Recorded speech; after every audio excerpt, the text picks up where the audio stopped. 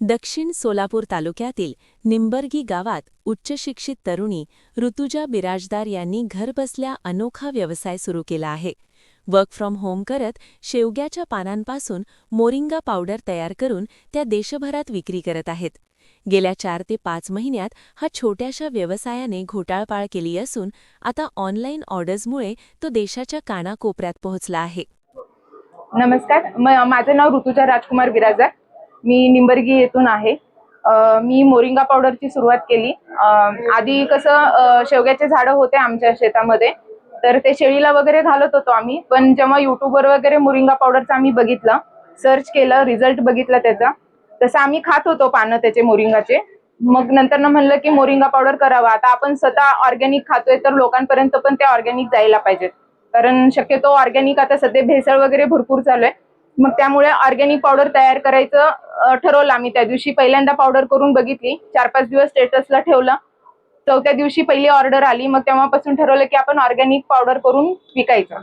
मग तेव्हापासून आता हे चालू केलं. जानेवारी महिन्यामध्ये मी स्टार्ट केलेलं आहे. आता बऱ्याच ठिकाणी माझी पावडर गेलेली आहे. बिदरमध्ये गेलेली आहे, हैदराबादला गेलेली आहे, पुण्यामध्ये, सोलापूरमध्ये गेलेली आहे. किंमत 1500 रुपये किलो देते मी सध्या. 400 रुपयाला 250 ग्राम देते. ह्याचा फायदा रोगप्रतिकार शक्ती वाढवते ही पावडर. आणि तुम्ही डिटॉक्स ड्रिंक म्हणून सुद्धा हे घेऊ शकता. ह्याच्यामध्ये कॅल्शियम, आयर्न, पोटॅशियम, मॅग्नेशियम जास्त प्रमाणात आढळतं. दुधापेक्षा जास्त कॅल्शियम आहे ह्याच्यामध्ये. तुम्ही ते चपातीच्या पिठामध्ये पण घालून खाऊ शकता, चपाती करून. त्याच्यानंतर परोठ्यामध्ये तुम्ही घालू शकता, त्याच्यानंतर भाजीमध्ये घालू शकता. जसं आपण चाट मसाला वगैरे यूज करतो तसं तुम्ही ते सॅलडवर वगैरे सुद्धा तुम्ही घालून ते खाऊ शकता. ही 1 वर्षापर्यंत पावडर टिकती सर.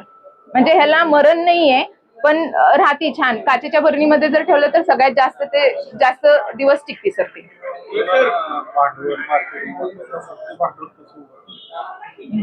काय नाही सर,